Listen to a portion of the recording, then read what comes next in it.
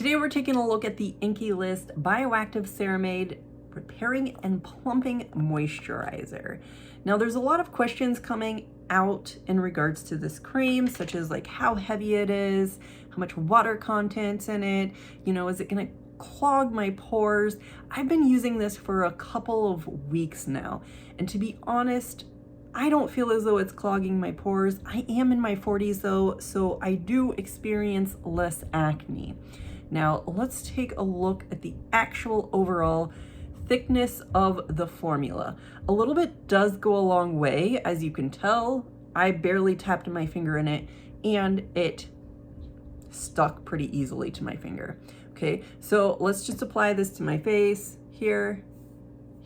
Okay, you can't really see that swipe. So let's go in for some more. And here. And maybe here, and a little bit for the nose.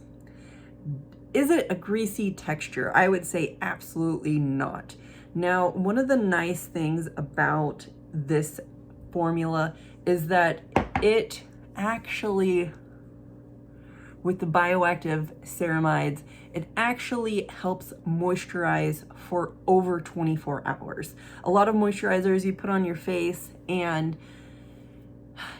it just kind of goes away after a while. Like sometimes even in the afternoon, your skin feels a little bit drier.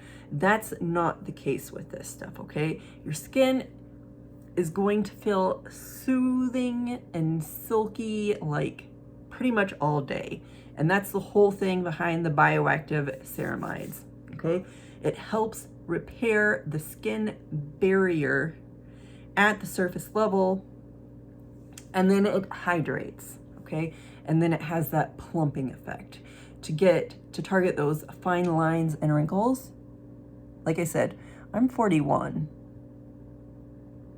You can see them. You can see them if I like make them really active, but like on camera, they're not too bad. As far as the smell goes, I would say it doesn't have an offensive smell.